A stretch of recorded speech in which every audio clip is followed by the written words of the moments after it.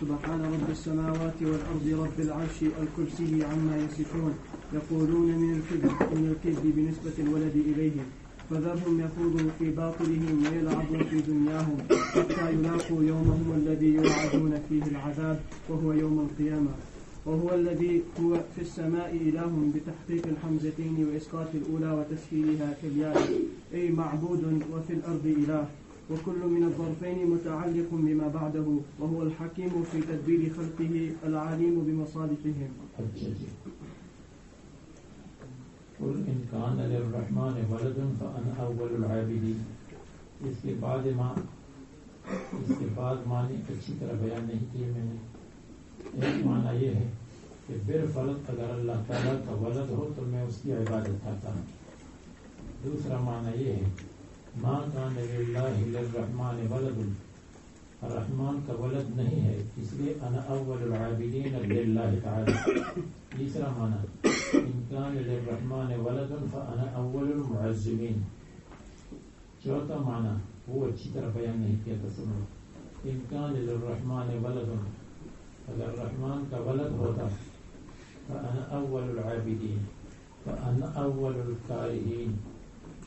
معنی یہ ان کان للرحمن ولد فی زعمکم وقولکم، اگر رحمان کا ولد ہوتا تمہارے زعم اور قول میں فانا اول القارئین لزعمکم وقولکم، تو میں سب سے پہلے نفرت کرتا ہوں آپ کی اس قول اور آپ کی اس زعم سے. یہ وضاحت ہوگی، کل زیادہ واضح نہیں کیا. اور پانچواں معنی بھی یاد آیا ان کان للرحمن ولد، اگر رحمان کا ولد ہوتا فانا اول العابدین، میں سب سے پہلے عابدین میں سے ہوں، میں ولد ہوتا. اس لیے کہ اللہ تعالیٰ کا کوئی ولد ہوتا تو عبادت کی وجہ سے ہوتا، تو میں فرسٹ نمبر کا عابد ہوں، میں اللہ تعالیٰ کا ولد ہوتا. جب میں ولد نہیں ہوں تو اور کون ہو سکتا ہے؟ یہ بھی ایک معنی لکھتا ہے. سبحان رب السماوات والارض، پاک ہے رب السماوات اور زمین. رب العرش، مصنف ہمیشہ عرش سے کرسی لیتی ہیں جبکہ عرش اور کرسی میں آسمان و زمین کا فرق. عما یصفون عما یبینون ویقولون من الکذب بنسبت الولد الیہ، اللہ کی طرف ولد کی نسبت کرتے ہیں، جھوٹ بولتے ہیں. فذرہم یخوضوا ویلعبوا، ان کو چھوڑ دو کہ اپنے باطل میں گھسے رہیں. الخوض الدخول فی الماء، غوطہ لگانا، کہ اپنے باطل میں غوطے لگا دے. ویلعبوا، اور دنیا میں کھیلتے رہیں. حتی یلاقوا یومہم الذی یوعدون، یہاں تک کہ اس دن سے ملاقات کریں گے جس کا وعدہ کیا جاتا ہے. یوعدون فیہ العذاب، یہ قیامت کا دن. وهو الذی فی السماء الہ، اللہ تعالیٰ وہ ذات کریم ہے. فی السماء الہ، جو آسمان میں بھی معبود ہے. وفی الارض الہ، اور زمین میں بھی معبود ہے. الہ بتحقیق، سمائی الہ بتحقیق الحمزتین و اسقاط الاولی و تسہیلها کی کلیائے، دونوں حمزہ کی تحقیق ہے اور پہلے ہم ثابت کر دیں، تسہیل کر دیں، یا کی طرح بنا دیں. اے معبود، اور زمین میں بھی معبود ہے، اور ہر ایک ظرف متعلق ہے ما بعد کے ساتھ. یعنی فی السماء متعلق ہے الہن کے ساتھ، فی الارض متعلق ہے الہن کے ساتھ. اگر کوئی اشکال کرے جب نکرہ معاد ہو نکرہ تو ثانی غیر اول ہے. فی السماء الہن، وہ اور الہ ہوگا، یہ دوسرا اور الہ ہوگا. جواب مصنف نے جواب دیے، مصنف نے جواب بتایا کیا کہ الہن بمانا معبودن ہے، تو اللہ تعالیٰ آسمان میں بھی معبود ہے اور زمین میں بھی معبود ہے.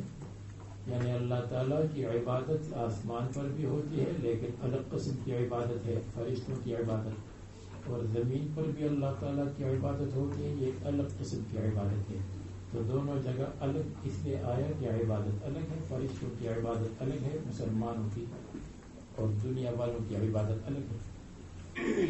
تو دو معبود، دو الہ نہیں ہے، دونوں جگہ عبادت کی وجہ سے الہ آیا ہے. جیسے ہم کہتے ہیں ساؤتھ افریقہ بھی مدرسہ ہے، پاکستان میں بھی مدرسہ ہے. کیوں؟ وہاں الگ طالب علم رہتے ہیں، یہاں الگ رہتے ہیں. وہاں کا نصاب الگ ہے، یہاں کا نصاب الگ ہے.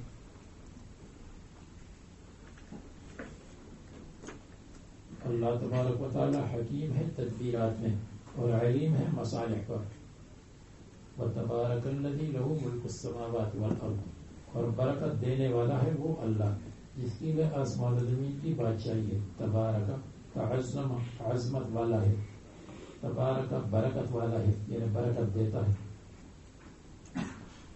وما بینہما، آسمان و زمین کے درمیان.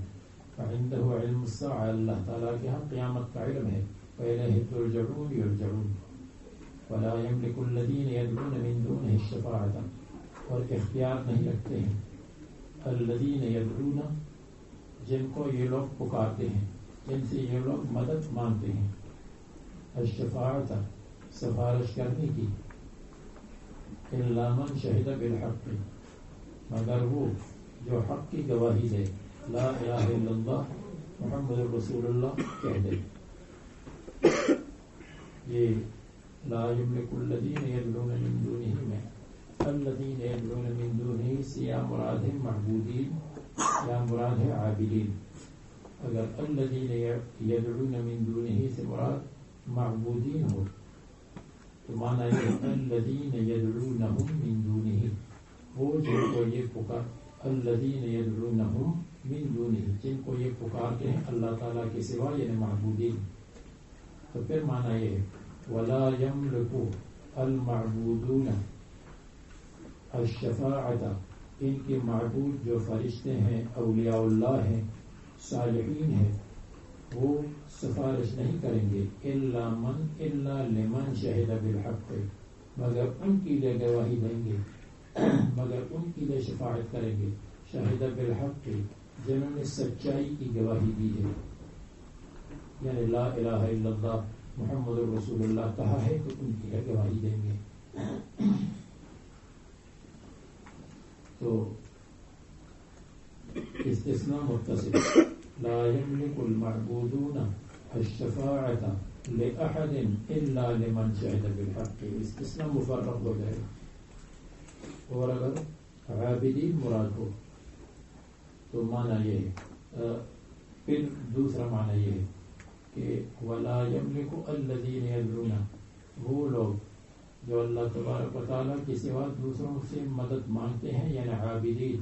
پھر معنی یہ ہوگا ولا يملك الذين يدعون ولا يملك العابدون حصول الشفاعة، اور یہ عابدین حصول شفاعت کا اختیار نہیں رکھتے کہ اپنے لیے شفاعت کو حاصل کرے، لیکن من شہد بالحق، لیکن جو موحد ہے وہ شفاعت کا مستحق ہے کہ اس کے لیے شفاعت کی جائے اور وہ شفاعت حاصل کر لے۔ پھر استثناء منقطع، پہلی صورت میں متصل، اب منقطع۔ لیکن من شہد بالحق فهو يحصل الشهادة فهو ينال الشفاعة۔ قال لا إله إلا الله،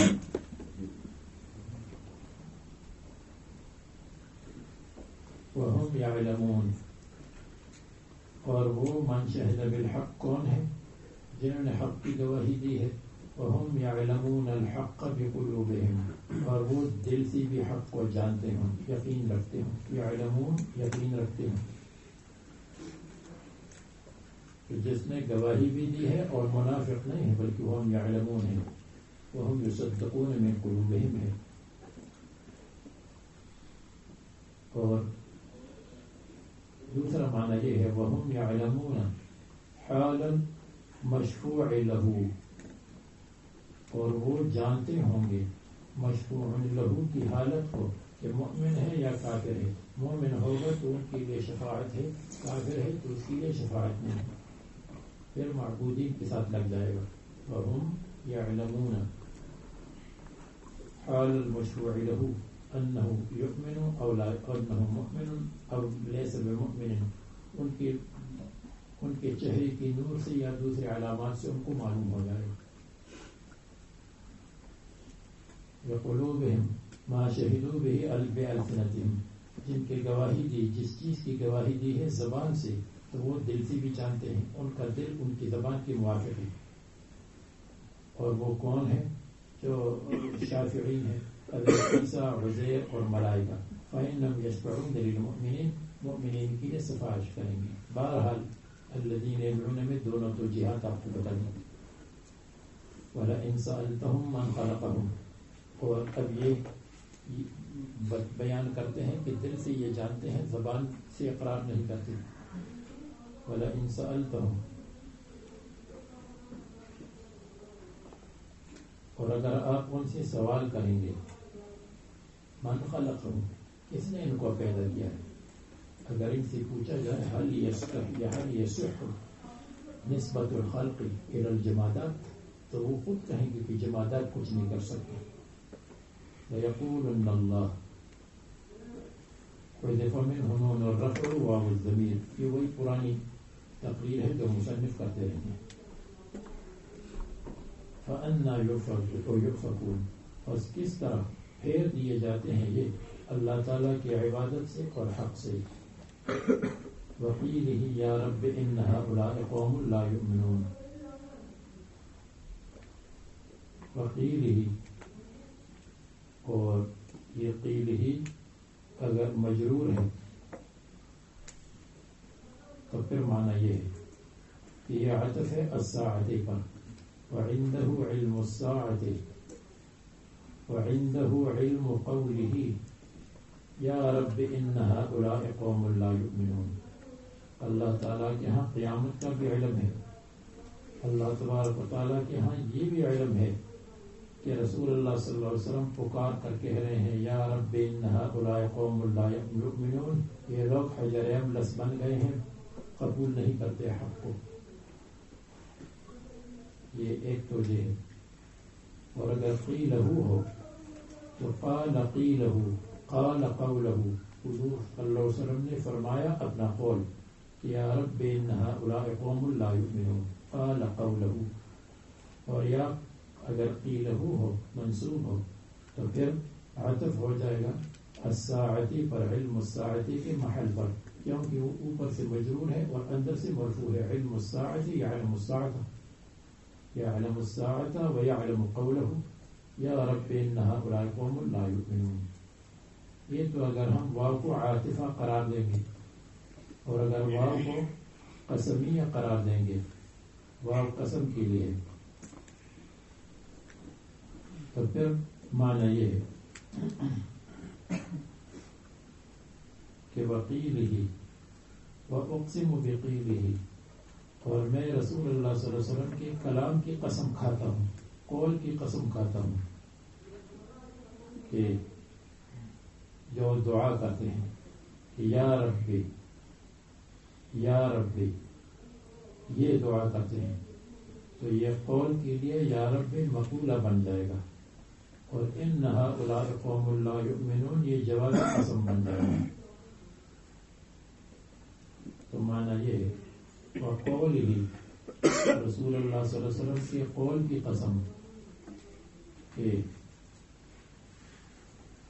یا ربی ان ہؤلاء، اور یا ربی کی یا ربی کہتے ہیں، اور جواب قسم کیا ہے؟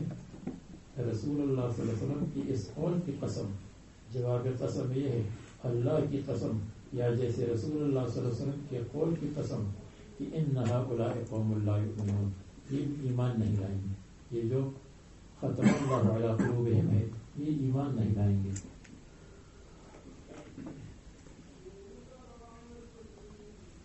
اور اگر واو قسمیہ ہو تو پھر دوسری توجہ یہ ہے کہ یہ ان ہؤلاء قوم لا یؤمنون رسول اللہ صلی اللہ علیہ وسلم کی دعا میں شامل ہے، اور جگہ محذوف ہو تو پھر تقدیر یہ ہے وقیل ہی، اور رسول اللہ صلی اللہ علیہ وسلم کی قول کی قسم، وہ قول کیا ہے؟ یا رب ان ہؤلاء قوم لا یؤمنون، اے اللہ یہ تو بالکل ایمان نہیں لاتے، تو پھر جواب قسم محذوف ہوگا وقیل ہی یا رب ان ہؤلاء قوم لا یؤمنون انہم لمعاندون۔ رسول اللہ صلی اللہ علیہ وسلم کی اس قول کی قسم کہ اے اللہ یہ تو پکے کافر ہیں، تو اس قول کی قسم کہ انہم لمعاندون، جواب قسم یہ ہے حضور صلی اللہ علیہ وسلم نے تو فرمایا قوم لا یؤمنون، اس کا جواب یہ ہے کہ انہم لمعاندون یا لأہلکنہم، وقولی یا رب ان ہؤلاء قوم لا یؤمنون، تو جواب یہ ہے لأہلکنہم اما فی الدنیا و اما فی الآخرۃ۔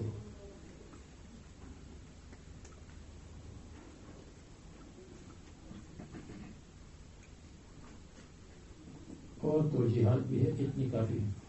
وقیل قول محمد النبی صلی اللہ علیہ وسلم ونسبه على المصدر، ویا منصوب ہے مفعول مطلق ہے، وقال قوله فعل مقدر کے ساتھ قال یا رب ان ہؤلاء قوم لا یؤمنون، اس لیے فاصفح عنہم، آپ ان سے منہ پھیر لیں، اعراض کریں، اعراض کریں یعنی بعد التبلیغ، وقل سلام، اور آپ کہیے سلام سلام منکم، مجھے سلامتی چاہیے تمہاری طرف سے، آپ تکلیف اور ضرر مجھے نہ پہنچائے، سلام منی ومنکم، میں تم سے کچھ نہیں کہوں گا تم مجھ سے کچھ ضرر، مجھ کو ضرر نہ مت پہنچاؤ، تو یہ سلام تحیہ نہیں ہے، یہ سلام ضرر ہے، سلام من الضرر۔ مصنف فرماتے وہذا قبل ان یؤمر بقتالہم، یہ قبل القتال ہے، لیکن آپ کو بار بار بتایا ہے کہ یہ میدان دعوت میں تو سلام چلتا رہے گا آخر تک۔ فسوف تعلمون تہدید لہم، یہ ان کے لیے تہدید ہے، فسوف تعلمون کی ڈانٹنا ہے۔ سورہ دخان مکی ہے، بعض کہتے الا کاشف العذاب، یہ مستثنیٰ ہے، وہی 9 آیتن ہے، ترتیب قرآنی میں 44 ہے، اور ترتیب نزولی میں 64 ہے، یعنی 64 ہے، اور نزلت بعد السابقہ، گزری ہوئی سورت کے بعد یہ سورت نازل ہوئی ہے۔ اور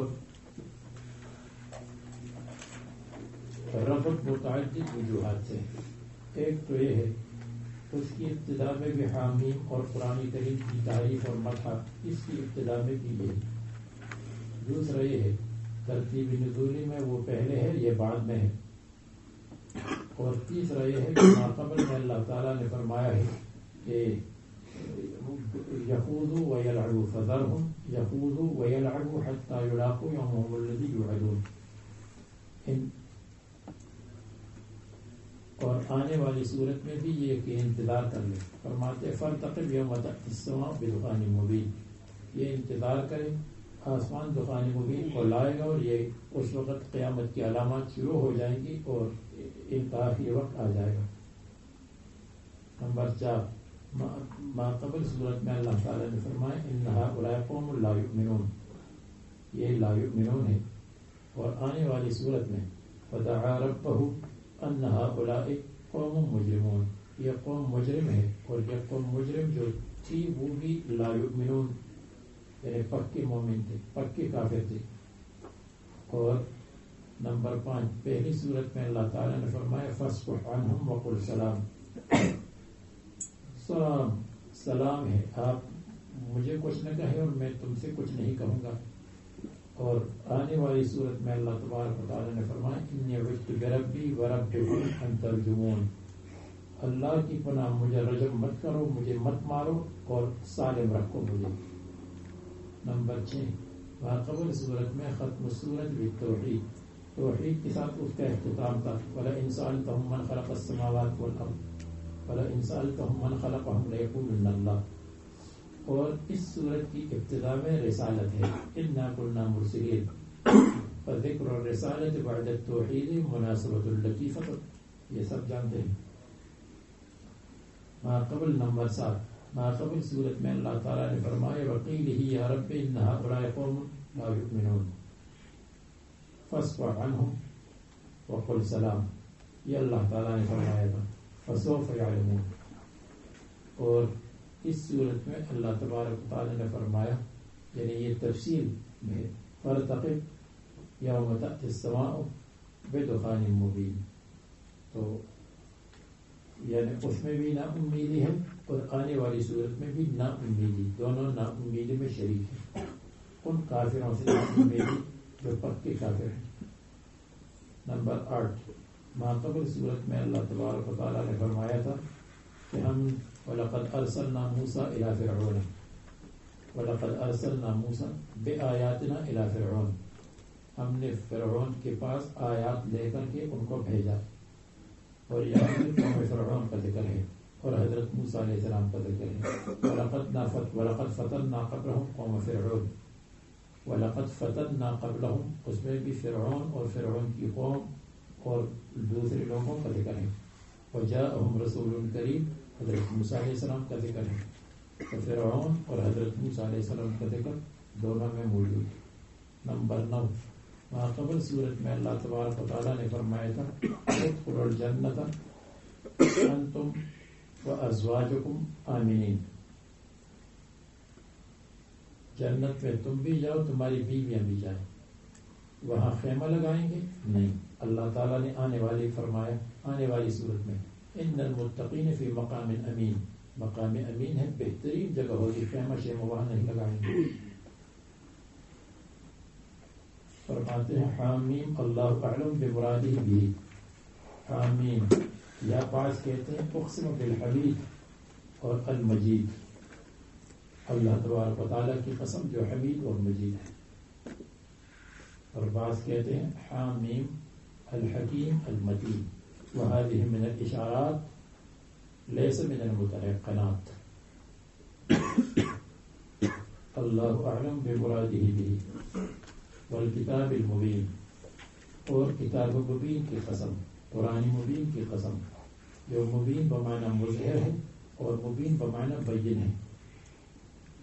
انا انزلناه فی لیلۃ مبارکۃ، ہم نے قرآن کریم کو نازل کیا ہے فی لیلۃ مبارکۃ، مبارک رات میں، فی لیلۃ مبارکۃ، یہی ہے لیلۃ القدر.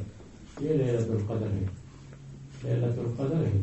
یہ حضرت ابن عباس سے مروی ہے، قتادہ سے مروی ہے، مجاہد سے مروی ہے اور قرآن کریم سے مروی ہے. انا انزلناہ فی لیلۃ مبارکۃ، دوسری جگہ ہے انا انزلناہ فی لیلۃ القدر، اور لیلۃ القدر رمضان میں، شہر رمضان الذی انزل فیہ القرآن، رمضان میں قرآن اتارا گیا، اور لیلۃ القدر بھی رمضان میں ہے، قرآن کریم کا نزول بھی رمضان میں ہے.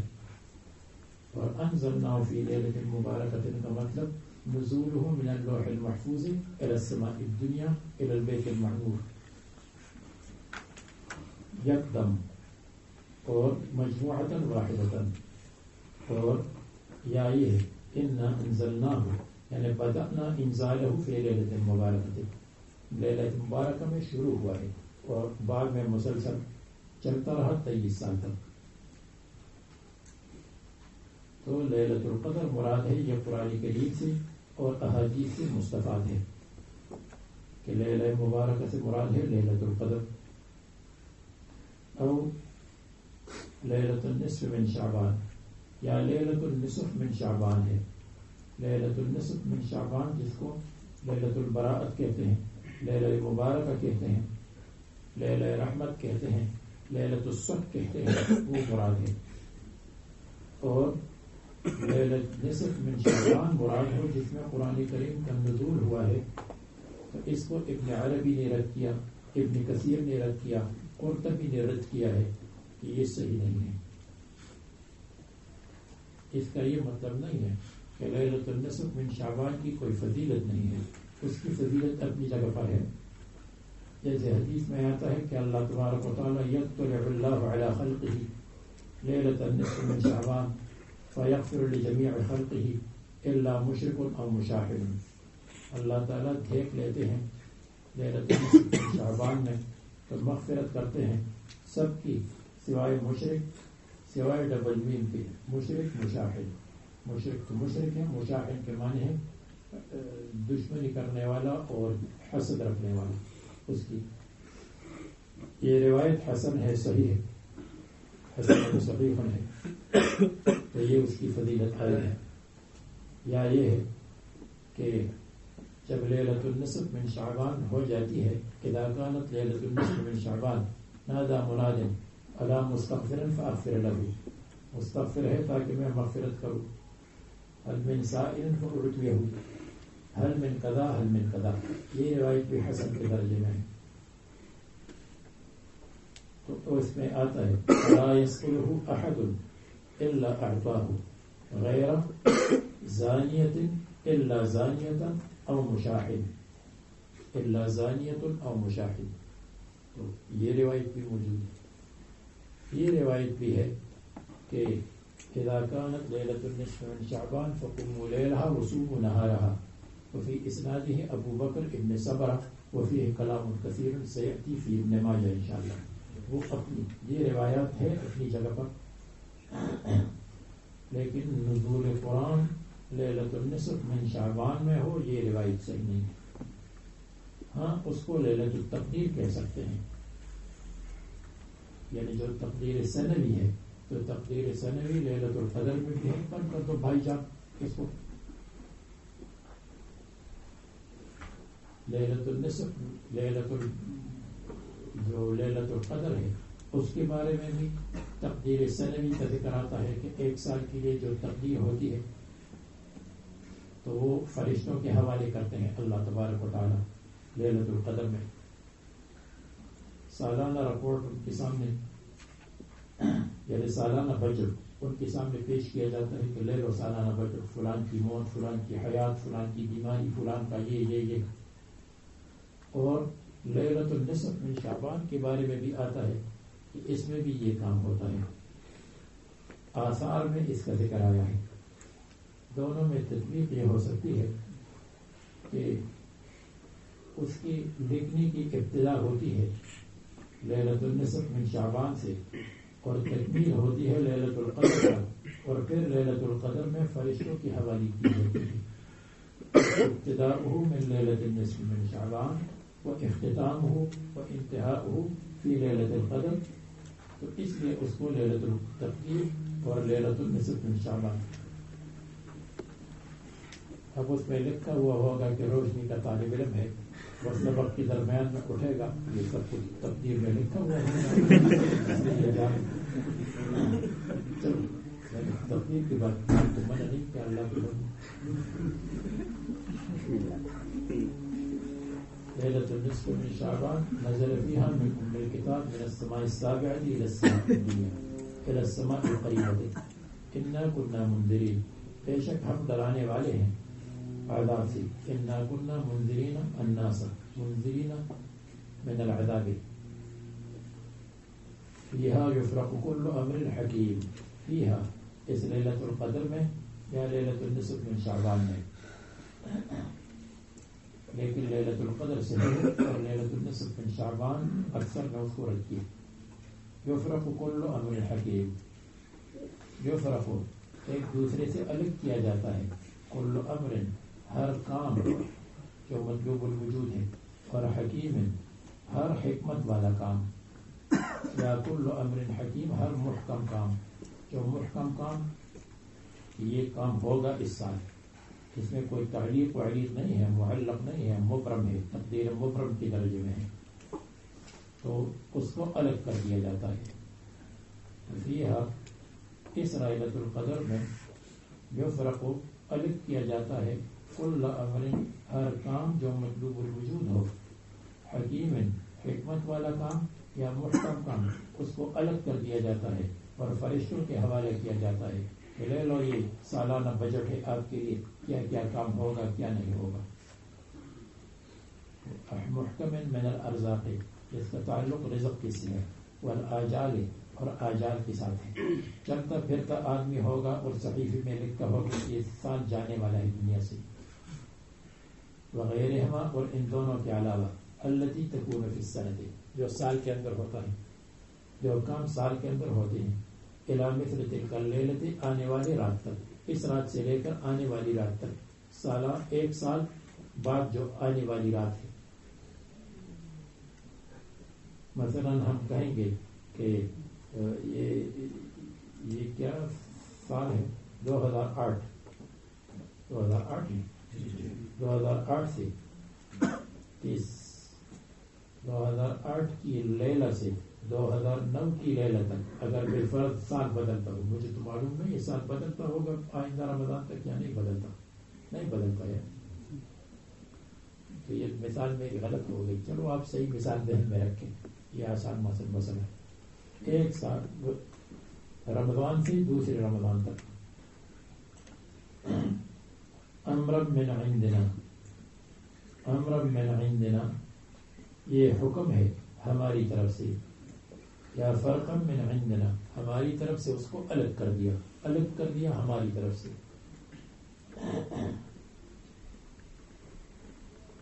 تو یہ امرا مصنف نے مفعول مطلق بنایا، یفرق فرقا من عندنا من جانبنا، یا للامر من عندنا یہ ہماری طرف سے حکم ہے، یا امرا مأمورا به من عندنا ہماری طرف سے، یا امرا آمرین. تو امرا میں کتنی توجیہات ہو گئی؟ امرا مفعول مطلق ہے، یفرق فرقا ایک، امرا حال کونہ مأمورا به من عندنا یہ ہماری طرف سے مأمور بھی ہے دو، امرا للامر من عندنا مفعول له، امرا آمرین من عندنا ہماری طرف سے، آمرین حکم دیتے ہیں، حکم کرتے ہیں فرشتے. انا کننا یہ آمرین خلاف ظاہر ہے، انا کننا مرسلین بے شک ہم مرسلین بھیجنے والے ہیں فرشتوں کو، مرسلین الملائکہ تو وہ فرشتے ہماری طرف سے حکم دیتے ہیں. مرسلین الرسل محمد صلی اللہ علیہ وسلم ومن قبلہ اور ان سے پہلے، یا مرسلین الملائکہ بظاہر مرسلین الملائکہ ہوگا، رحمتا من ربک، رحمتاً رأفتاً یہ یعنی رحمتاً مرسلین کے ساتھ لگا دو، انا کننا مرسلین رحمتاً ہم رحمت بھیجنے والے ہیں، مرسلین رحمتاً رحمت بھیجنے والے ہیں، یا رحمتاً مفعول مطلق، رحمنا رحمتاً، یا رحمتاً مفعول له للرحمت لأجل الرحمت. اور مصنف نے کہا رأفتاً بالمرسل الیہم، مرسل الیہم کے اوپر رحمت ہے، جن کی طرف بھیجا گیا ہے ان کے اوپر رحمت ہے. تو رحمتاً لأجل الرحمت، رحمنا رحمتاً، مرسلین رحمتاً، اور حال کونہ رحمتاً. یہ کبھی کبھی کثرت ترکیبیں اچھی لگتی ہیں، کبھی کبھی اچھی نہیں لگتی. میرے رب کا اللہ تعالیٰ کی طرف سے انہ هو السمیع العلیم، بے شک اللہ تعالیٰ سمیع الاقوال ہے اور علیم الافعال ہے. رب السماوات والارض وما بینہما، آسمان و زمین اور سب کا رب ہے، اس لیے سب کی تربیت کے لیے تقدیر کرتے ہیں. رب السماوات یہ مرفوع ہے، اور رب السماوات رب کا سے بدل ہے. تم موقنین، اگر تم یقین رکھتے ہو اللہ تبارک و تعالیٰ کی ربوبیت پر، تو اس پر بھی یقین رکھو کہ اللہ تعالیٰ نے رسولوں کو جن میں محمد صلی اللہ علیہ وسلم ہے شامل ہے، ان کو بھیجا ہے.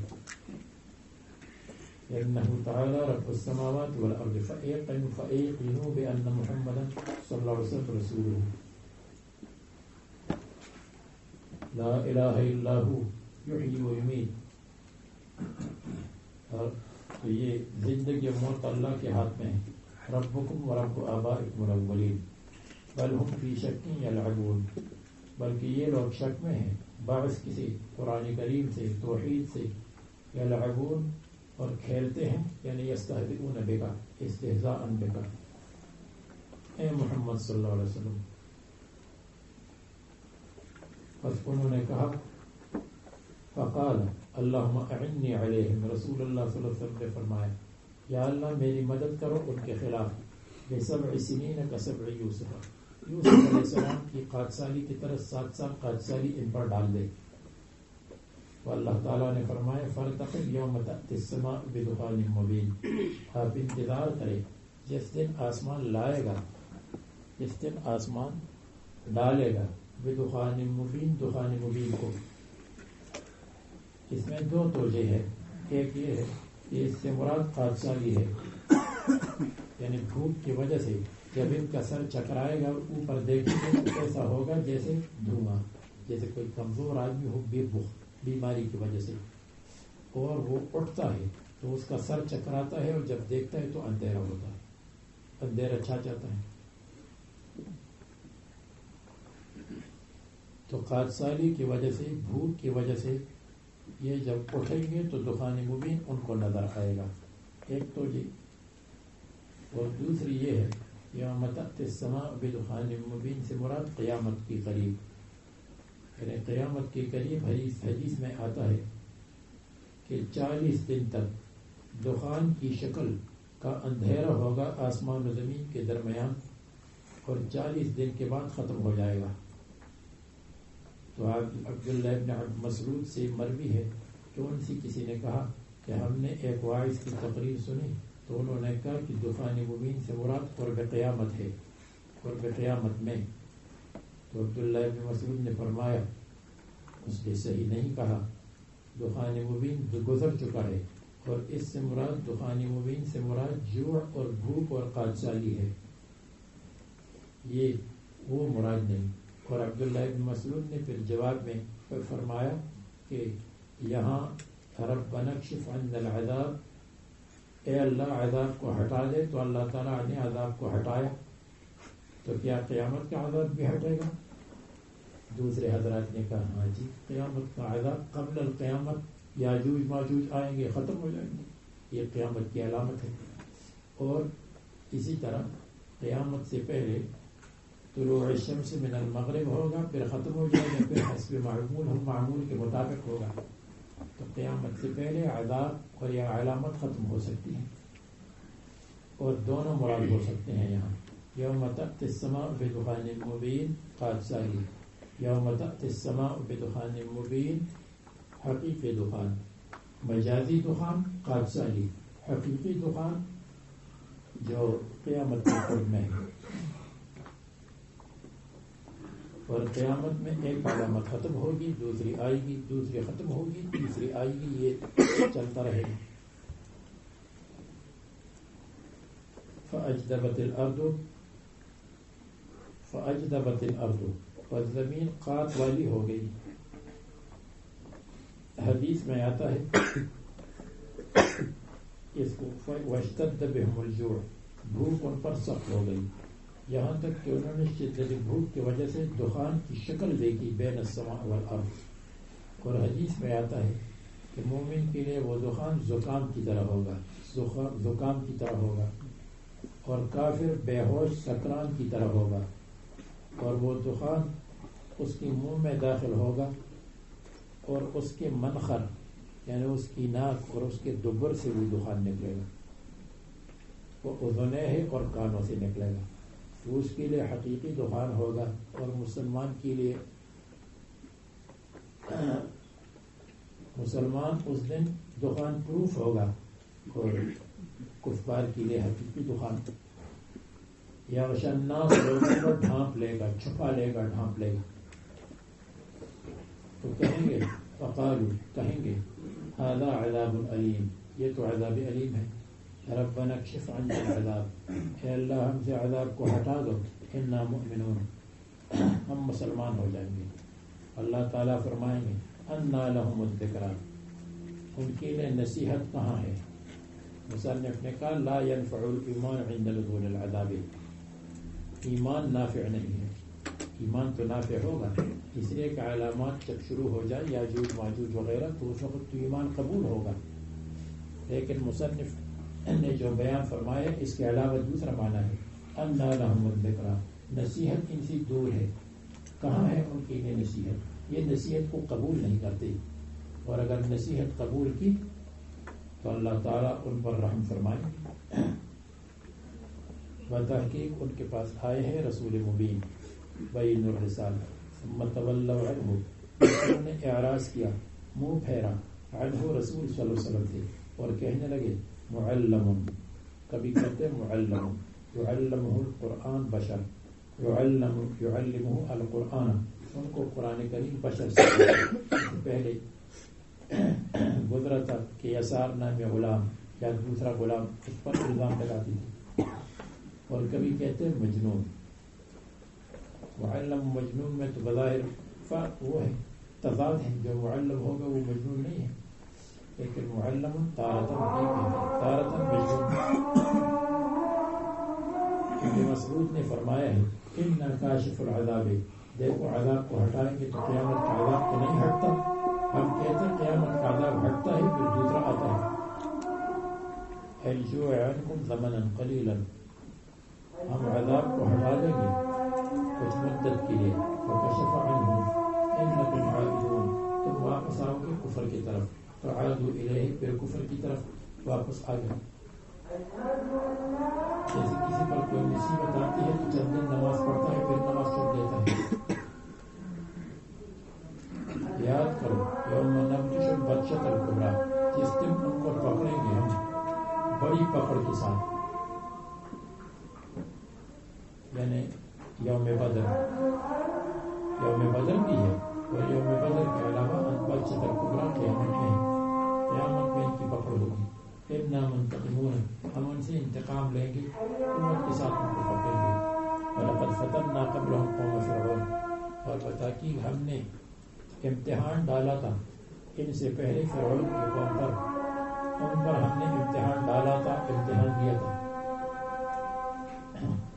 وَجَاءَهُمْ رَسُولٌ کریم، اور ان کے پاس آئے تھے رسول کریم علی اللہ، معزز عند اللہ، کریم فی نفسہ، اپنی ذات کے اعتبار سے بنی اسرائیل میں سے تھے، کریم علی المؤمنین، تین معنی ہیں۔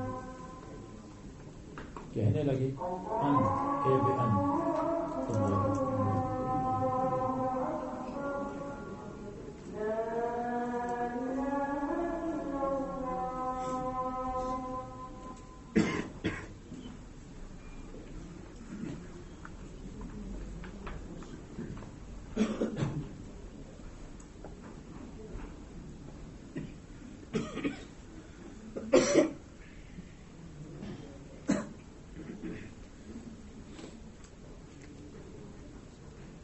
ادعو الی عباد اللہ، بأن ادعو الی عباد اللہ، ایک ترجمہ یہ ہے کہ ادعو الی، پہنچا دو، ادا کر دو، الی مجھ کو، ما ادعوکم الیہ من الایمان، جس کی دعوت میں تم کو دیتا ہوں، یعنی ایمان، یعنی اظہروا ایمانکم بالطاعۃ یا عباد اللہ، ایمان کو ظاہر کرو، میری تابعداری کرو یا عباد اللہ۔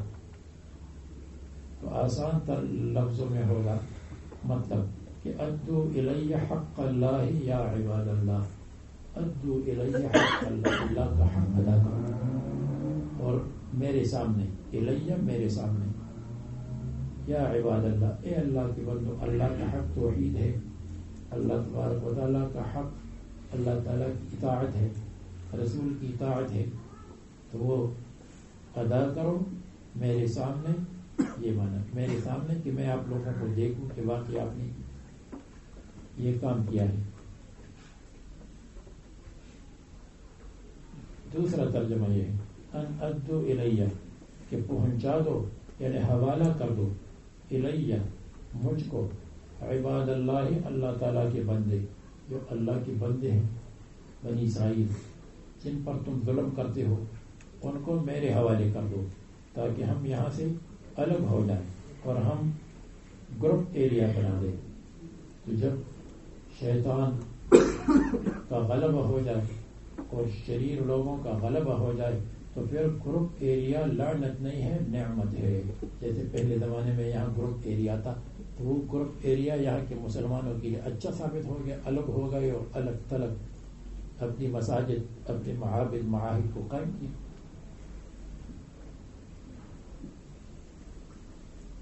تو یہ ہم ساتھ اپنی اجتماعی زندگی گزاریں گے۔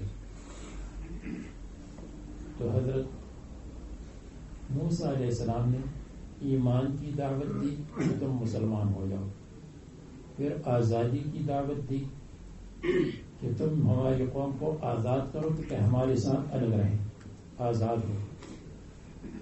پھر نمبر 3 ہجرت کی دعوت دی، ارسل معی بنی اسرائیل، ہم آپ کے ہاں سے ہجرت کرنا چاہتے ہیں۔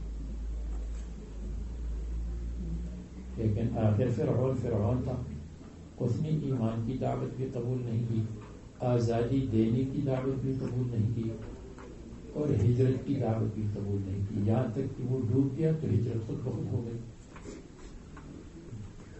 عباد اللہ، اللہ تعالیٰ کے بندے، دوسری توجیہ کے مطابق، دوسری تعبیر کے مطابق پھر یا عباد اللہ کی ضرورت نہیں ہے، ادو کے لیے عباد اللہ مفعول بھی ہے۔ انی لکم رسول امین، میں آپ کے لیے رسول ہوں، امین علی ما ارسلت بہ، یا امین علی الوحی والا تعلوا علی، اور یہ کہ تم تکبر مت کرو مجھ پر، اللہ تعالیٰ پر، فتجبروا علی اللہ بترک طاعتہ، انی آتیکم بسلطان مبین، میں تمہارے سامنے سلطان مبین پیش کرنے والا ہوں، کھلی ہوئی دلیل، بین علی رسالتی فتوعدوہ بالرجمین۔ تو انہوں نے دھمکی دی حضرت موسیٰ علیہ السلام کو، رجم کرنے کی دھمکی، پس کہنے لگے وَإِنِّي عُذْتُ بِرَبِّي وَرَبِّكُمْ، اور میں تمہارے اور اپنے رب کی پناہ مانگتا ہوں، ان ترجمون، کہ تم مجھے رجم کرو، یعنی گالیاں سب و شتم کرو، یا ترجمون بالحجارہ، وَإِن لَّمْ تُؤْمِنُوا لِي فَاعْتَزِلُونِ، اور اگر تم میری تصدیق نہیں کرتے ہو تو کیا کرو، فَاعْتَزِلُونِ، تو گروپ ایریا بنا دیں گے، تم الگ ہو جاؤ، ہم الگ ہو جائیں گے اور ہمیں آزادی دے دو۔ فَاعْتَزِلُونِ فَاتْرُكُوا أَذَايَا، الگ ہو جاؤ۔ مصنف نے معنی یہ بیان کیا کہ اذیت سے الگ ہو جاؤ، مجھے اذیت مت دو، اور میں نے جو مطلب بتایا فَاعْتَزِلُونِ، تم الگ، اب الگ، تو ہم اپنے مجتمع میں کام کریں گے، تم اپنا کام کرو۔ فدعا ربہ، اللہ تبارک و تعالیٰ سے انہوں نے دعا مانگی کہ انا، یعنی بے ان ہؤلاء قوم مجرمون، یہ مجرم قوم ہے، مجرمون کاملین ہیں۔ اللہ تعالیٰ نے فرمایا فَأَسْرِ بِعِبَادِي، پس رات کے وقت لے جاؤ کہ عبادی میرے بندے، میرے بندوں کو، بنی اسرائیل، لیلاً، جب اچھی طرح رات ہو جائے، یہ نہیں ہے کہ بس سورج ڈوب گیا تو لے جاؤ۔ تو اسر کا مطلب رات کو لے جانا، اور لیلن پھر لیلی یعنی فی وسط اللیل، جب یہ معنی ہوگا تو پھر تاسیس ہو جائے گی، ورنہ تاکید ہے. انکم متبعون، بے شک تم متبعون آپ کا پیچھا کیا جائے گا. واترک البحر رہوا، اور چھوڑ دو سمندر کو. اذا قطعتہ انت واصحابک، جب آپ اور آپ کے ساتھی اس کو طے کریں گے مسافت کو تو اس کو چھوڑ دو. رہون ساکنن، ساکنن ساکن، رہون ٹھہرا ہوا، یا متفرجن رہون کھلا ہوا. حتی تدخلہ القبط، یعنی یہ نہیں ہے کہ آپ دوبارہ اس پر لاٹھی مارے کہ آپ مل جاؤ، ملاؤ نہیں، بعد میں ملے گا. انہم جند مغرقون، یقیناً وہ لشکر ہے جس کو غرق کیا جائے گا. تو اس کی وجہ سے مطمئن ہو گئے، فاغرقوا، اور غرق ہو گئے. اور پھر کیا ہوا؟ بہت سارے جنات اور عیون وغیرہ چھوڑ دیے.